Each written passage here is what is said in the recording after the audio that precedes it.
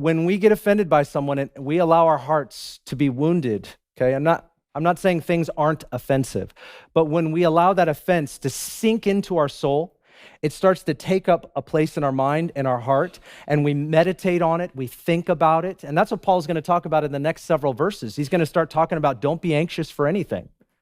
Think upon these things which are lovely and honorable and praiseworthy. Where's he going? He's talking about renewing the mind.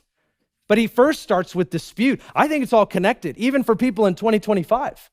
I think it's fascinating that Paul kind of gives us the lay of the land for mental and emotional health. What you find in Scripture, it's all there. And yet what will happen is if we are easily offended and we're not constantly giving our heart over to Jesus, Lord, would you help me?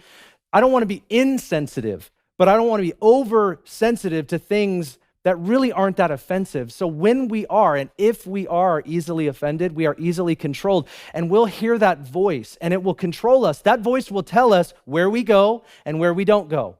It'll tell us who we are and how we think about people instead of what Scripture says. Scripture says people are created in the image of God. It tells us to resolve and reconcile our differences. It calls us to love one another, pray for one another, even people that despitefully use us. But if we let the voice of offense take up residence in our heart, it will cancel the voice of the Lord. It will cancel biblical truth. And that's why we have to be self-aware as we walk out and manage relational conflict in our life. And